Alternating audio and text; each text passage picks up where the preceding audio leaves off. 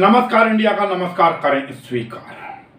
बात वहीं से शुरू करते हैं कल जिसकी सबसे ज्यादा चर्चा थी, बल्कि मैं कहूं पिछले 48 घंटे से भी अधिक, पिछले 48 घंटे परसों से बल्कि आज तक लगभग 72 घंटे से जिसकी सबसे ज्यादा चर्चा वो वही है अगरतला त्रिपुरा के जो डीएम साहब थे शैलेश कुमार यादव, उनकी जो बदतमीजी थी।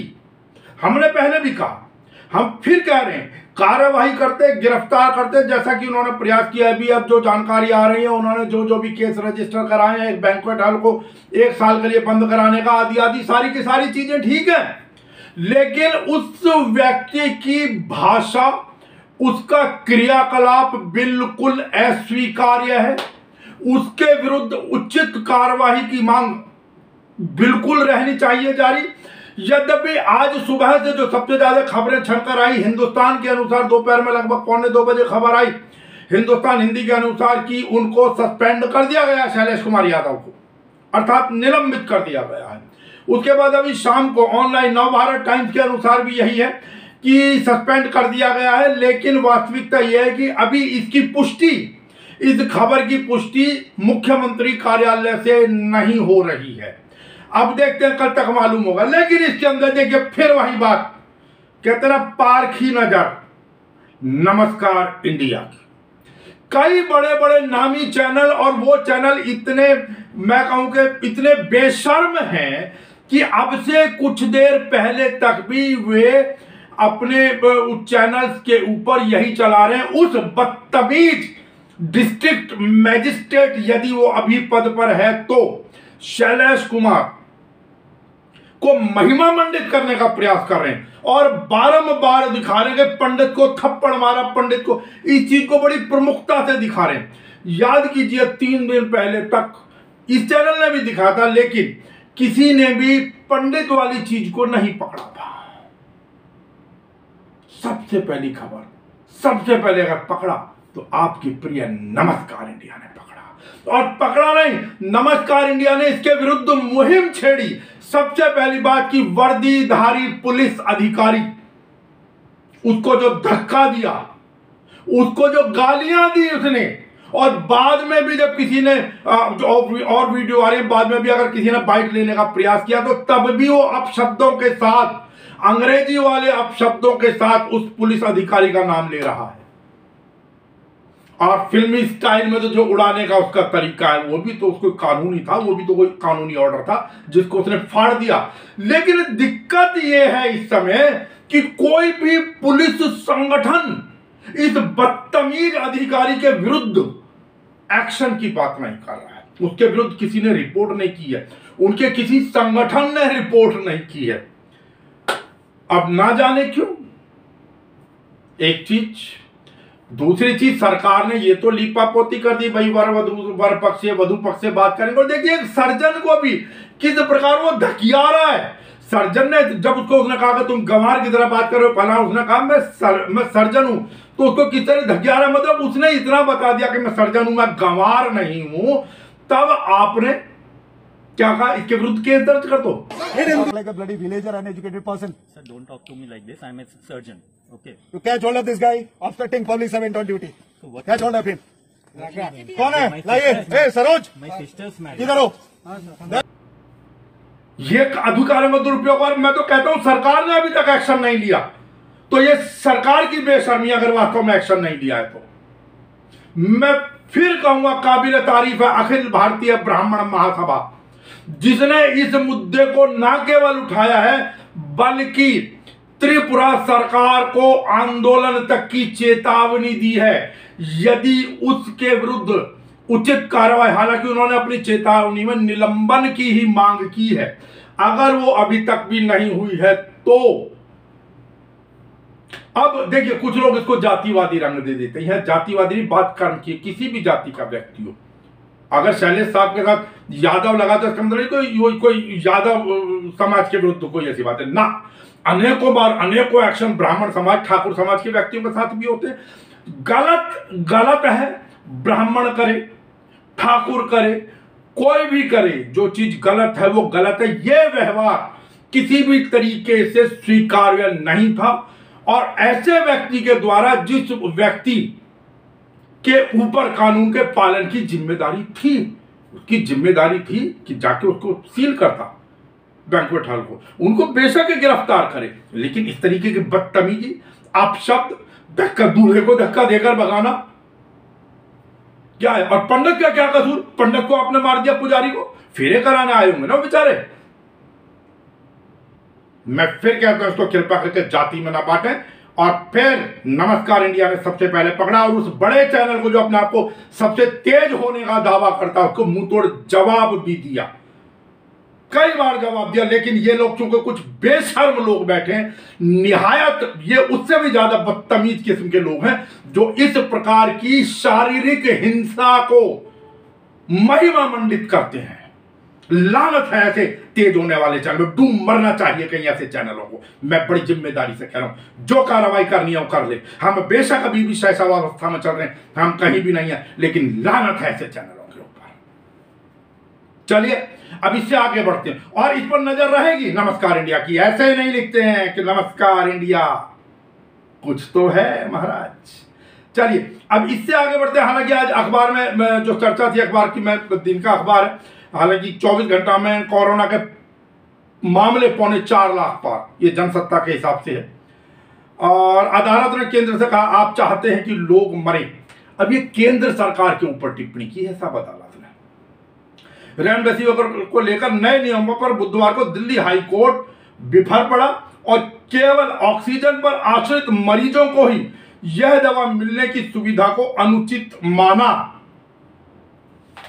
एक वकील की याचिका पर। अब कहां जाएंगे सवाल? हमारे लोग तो बड़े बैठे हैं ना केंद्र और दिल्ली सरकार या राज्य सरकार के बीच में दीवार खड़ी करने के लिए।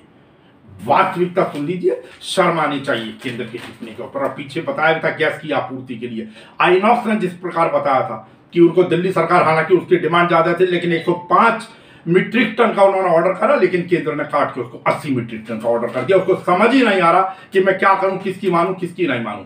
कप्पन को इलाज के लिए यूपी से बाहर भेजने का निर्देश उत्तर प्रदेश ने जताई तो आपत्ति है, लेकिन अब ये क्योंकि निर्णय सुप्रीम कोर्ट से आया, सुप्रीम कोर्ट ने उत्तर प्रदेश को बुधवार को निर्देश दिया कि पिछले साल गिरफ्तार किए गए केरल के पत्रकार सिद्दीक कप्पन को बेहतर इलाज के लिए राज्य से बाहर स्थानांतरित कर दिया जाए। पत्रकार को हाथरस जाते वक्त रास्ते में गिरफ्तार किया गया था, जहां पिछले साल 14 सितंबर को एक दलित युवती से सामूहिक बलात्कार के बाद मौत हो गई थी।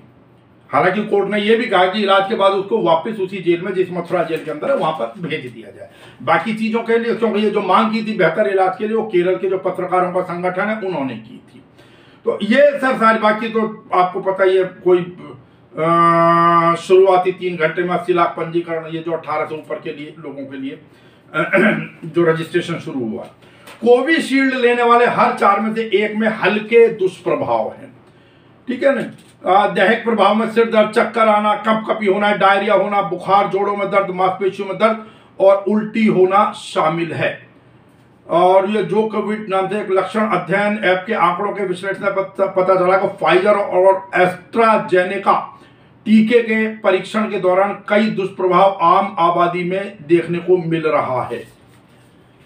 अब चलिए, अगर थोड़े बहुत दुष्प्रभाव होके सिर दर्द इस टाइप से भी अगर कहीं छुटकारा मिल जाता है तो बहुत अच्छी चीज है। और साहब 1 करोड़ तक के कोविड संबंधी काम करा सकेंगे विधायक। और अब हालांकि आपको पता ही है कि जो दवाई का रेट है वो घटा दिया है, लेकिन अभी भी जहां पहले वो दवा आपके भारत बायोटेक वाले जिस प्रकार का एक दावा किया करते थे कि कोविड जो ये उनकी दवाई है कोविड के लिए, उसकी कीमत पानी की 1 बोतल के 5वें हिस्से के बराबर होगी। अब 600, वही है ना, वो एक फिल्म आई थी किसी समय में, उसके अनुसार पहले पैसे बढ़ा दो फिर घटा दो। लेकिन बात तो अभी भी वही की वही है ना कि केंद्र को 150 में क्यों और राज्य सरकारों को अगर 400 में कर दिया तो क्यों। विदेश में आज भी जो दवाई आपकी है वो भारत से सस्ती कैसे जा रही है। चलिए इन सब चीजों को देखेंगे, आगे चर्चाएं होती रहेंगी। लेकिन आज क्योंकि इस कार्यक्रम को सूक्ष्म रखते हुए, लेकिन मैंने आपसे 3 या 4 दिन पहले एक बात कही थी, मैं एक लेख पढ़ना चाहता था। एक ईटीवी के अंदर पत्रकार रहे हरिशंकर व्यास जी, उन्होंने एक अखबार चालू किया, उसमें एक लेख है अजीत द्विवेदी जी का। ये 2-3 मिनट के करीब लगेंगे पढ़ने में, आप इसको गौर से सुनिएगा इसको जैसे जैसे आगे जाएगा। लेकिन मैं क्योंकि इस लेख को, मेरा प्रयास होगा कि इसको आपको शुरू से ही मैं पढ़कर सुना दूं तो ज्यादा बेहतर रहेगा इस लेख को। इसमें उन्होंने लिखा है साहब कि कोरोना वायरस के, और ये मैं आपको बता दूं, ये लेख हालांकि 26 अप्रैल को लिखा गया था कि कोरोना वायरस के अभूतपूर्व संकट के बीच राष्ट्रीय राजधानी दिल्ली एक ऐतिहासिक मोड़ पर है, जहां अब हर हाल में यह तय किया जाना चाहिए कि दिल्ली की प्रशासकीय स्थिति क्या रहेगी। जैसा आपको मालूम है कि आज से अधिसूचित हो गया है दिल्ली सरकार का अर्थ दिल्ली के उपराज्यपाल है। तो जहां हर हाल में यह तय किया जाना चाहिए कि दिल्ली की प्रशासकीय स्थिति क्या रहेगी। अपनी अनोखी प्रशासकीय स्थिति की वजह से राष्ट्रीय राजधानी को दूसरे राज्यों के मुकाबले ज्यादा भयावह संकट का सामना करना पड़ रहा है। महाराष्ट्र से लेकर मध्य प्रदेश, गुजरात और हरियाणा या छत्तीसगढ़ में भी बड़ा संकट है। बड़ी संख्या में लोग संक्रमित हो रहे हैं और मर भी रहे हैं, लेकिन वह कम से कम एक सरकार संकट का प्रबंधन करती दिख रही है। लेकिन वहां कम से कम एक सरकार संकट का प्रबंधन करती दिख रही है, परंतु राष्ट्रीय राजधानी होने के बावजूद दिल्ली में संकट भयावह रूप लेता जा रहा है और मुख्यमंत्री असहाय दिख रहा है। लेकिन गौर कीजिएगा, कई लोग जो कहते हैं उत्तर प्रदेश के बारे में कि जी अफवाहें, हमें चाहिए पॉजिटिव खबरें, सकारात्मक खबरें। मैं अनेकों ऐसी चीजें बताता हूं जिसको ऑक्सीजन नहीं मिल रही है, जिसको कहीं घुसने नहीं दिया जा रहा है। एक उत्तर प्रदेश का दृश्य आ रहा है, एक बुजुर्ग व्यक्ति जिसको अपनी पत्नी को दफनाने के लिए एम्बुलेंस तक नहीं मिली, साइकिल के ऊपर किस प्रकार देखिए वो रखे हुए अपनी पत्नी की लाश। फिर बाद में हालांकि पुलिस आई और तब जाकर उनका अंतिम संस्कार किया गया। कितनी खबरें चीखते चिंगाड़ते दिखा दूं आपको। याद है 2 दिन पहले एक महिला नोएडा में जो CM the chief medical officer, उनसे गिड़गिड़ा रही थी। आज उस महिला के 24 वर्षीय इकलौते बेटे का देहांत हो गया, वो दुनिया छोड़कर चली गई था। पूछिए उस मां से, करें ना योगी जी संपत्ति जब्त। गलत बोल रही होगी वो महिला। नमस्कार इंडिया की ओर से भावभीनी श्रद्धांजलि। हालांकि उस माता को सारी जिंदगी की पीड़ा हो गई, इस माता के लिए। चलिए, ऐसा लग रहा है कि देश की राजधानी होने के बावजूद दिल्ली लावारिस है। एक असहाय मुख्यमंत्री के अधिकारों से लैस एक नौकरशाह उपराज्यपाल और दिल्ली की सत्ता पर कब्जे के लिए हर किस्म का प्रयास करते प्रधानमंत्री और गृह मंत्री तो दिख रहे हैं, पर दिल्ली के लोगों के संकट का कोई समाधान नहीं दिख रहा। मैं फिर पढ़ रहा हूं इस चीज को। एक नौकरशाह उपराज्यपाल और दिल्ली की सत्ता पर कब्जे के लिए हर किस्म का प्रयास करते प्रधानमंत्री और गृह मंत्री तो दिख रहे हैं, पर दिल्ली के लोगों के संकट का कोई समाधान नहीं दिख रहा है। ऐसा इसलिए है क्योंकि दिल्ली की सत्ता सबको चाहिए, पर दिल्ली के लोगों का दर्द दूर करने वाला कोई नहीं है। दिल्ली को इस तरह से लावारिस छोड़ने के बड़े खतरे हैं। आखिर पूरी दुनिया में कोरोना वायरस को लेकर भारत के बारे में जो धारणा बन रही है वह दिल्ली से ही बन रही है। जैसे अमेरिका में पहली लहर में न्यूयॉर्क को लेकर धारणा बनी, या ब्रिटेन में लंदन और फ्रांस में पेरिस को लेकर धारणा बनी, वैसी ही दिल्ली से दुनिया में भारत के बारे में धारणा बन रही है। आज भारत अगर दुनिया में अछूत बन रहा है तो कारण यह है कि राष्ट्रीय राजधानी में कोरोना के केसेस लगातार बढ़ रहे हैं। ऑक्सीजन जैसी बुनियादी स्वास्थ्य सुविधा के लिए हाहाकार मचा है और बड़ी संख्या में लोग मर रहे हैं। पता नहीं प्रधानमंत्री नरेंद्र मोदी इस बात को समझ रहे हैं या नहीं कि उन्होंने पिछले कुछ सालों में भारत को लेकर झूठी सच्ची जैसी भी एक धारणा बनवाई थी वह खतरे में है। उन्हें तत्काल इस बारे में सोचना चाहिए। असल में दिल्ली में संकट कई गुना बढ़ने, मुख्यमंत्री के असहाय होने और एक से अधिक सत्ताओं के बावजूद संकट का समाधान नहीं निकलने के 3 स्पष्ट कारण हैं। पहला कारण इसकी अनोखी प्रशासकीय व्यवस्था है। दूसरा कारण राष्ट्रीय राजधानी होने की वजह से सुरक्षा के नाम पर की जाने वाली मनमानी है। और तीसरा कारण केंद्र और राज्य में 2 अलग अलग पार्टियों की सरकार होना, यानी डबल इंजन की सरकार का नहीं होना है। प्रधानमंत्री नरेंद्र मोदी के अनेक भाषणों से संदेश निकलता है कि जहां डबल इंजन की सरकार नहीं वहां का विकास बहुत मुश्किल है। और दिल्ली के लोगों ने तो उनकी तमाम अपील के बावजूद 2 बार डबल इंजन की सरकार बनाने से इंकार कर दिया। दिल्ली इकलौता राज्य है जहां नरेंद्र मोदी के कमान संभालने के बाद भाजपा 2 लगातार चुनाव हारी। क्या दिल्ली के लोग इसकी कीमत चुका रहे हैं? दिल्ली के लोगों को सजा देने और दुनिया भर में देश नाम मिट्टी में मिलाने से बेहतर है कि केंद्र सरकार आपदा को अवसर बनाते हुए दिल्ली का दर्जा बदल दे। जैसे उसने जम्मू कश्मीर का विशेष राज्य का दर्जा बदल दिया, उसे 2 हिस्सों में बांटकर दोनों को केंद्र शासित प्रदेश बना दिया, वैसे ही दिल्ली की चुनी हुई सरकार को बर्खास्त करके और विधानसभा को समाप्त करके दिल्ली का प्रशासन सीधे अपने नियंत्रण में कर ले। पिछले दिनों केंद्र सरकार ने दिल्ली के मुख्यमंत्री के अधिकार छीनकर उपराज्यपाल को ही सरकार बना दिया, लेकिन लगता है कि उससे भी संतुष्टि नहीं है। असल में यह स्थिति दिल्ली के लोगों के लिए बड़ी नुकसानदेह है, क्योंकि एक चुनी हुई सरकार होने से सबकी नजर उसके ऊपर है, लेकिन उसके पास न तो कोई अधिकार है, न संसाधन और सामर्थ्य, और न अगल बगल के भाजपा शासित राज्यों से किसी तरह का सहयोग मिल रहा है। केंद्र सरकार का भी पहला प्रयास राज्य की अरविंद केजरीवाल सरकार को लोगों की नजर में विफल साबित करना दिख रहा है।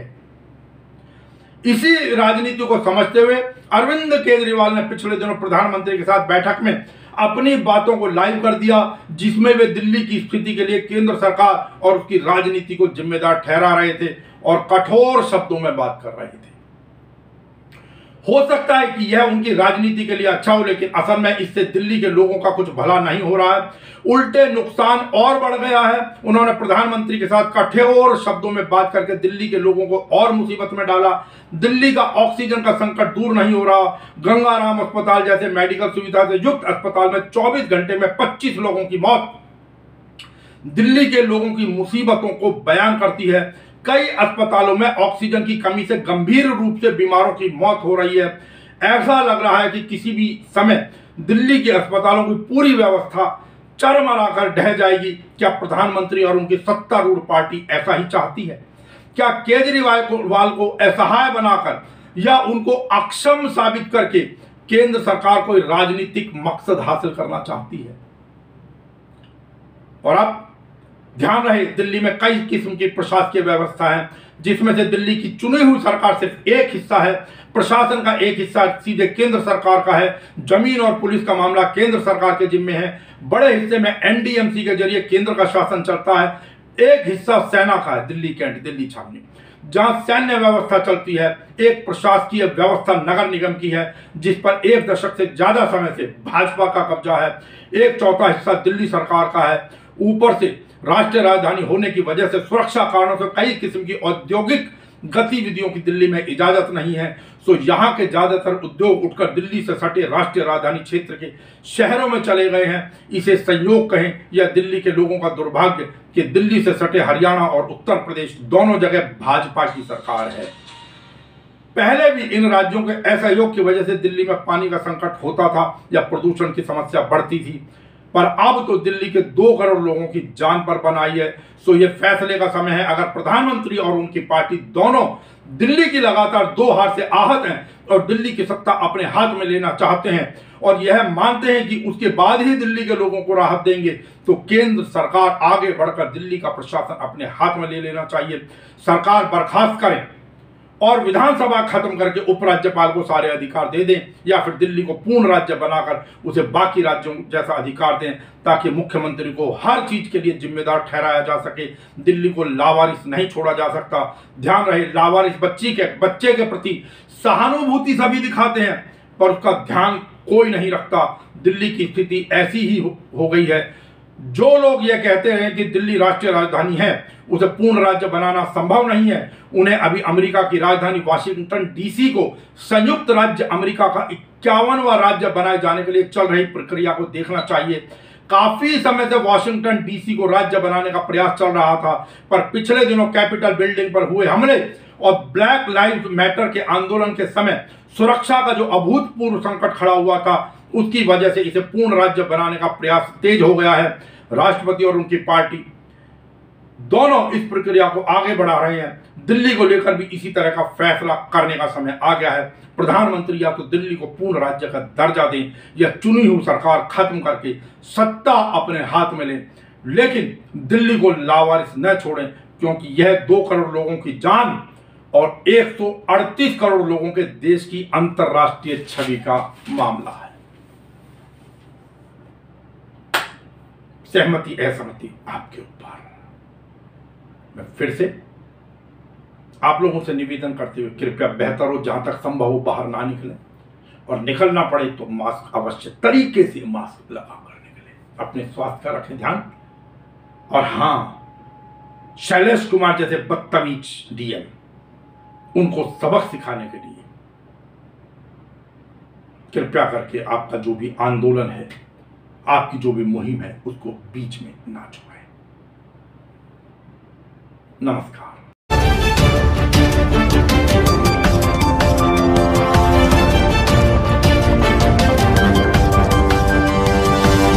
Thank you.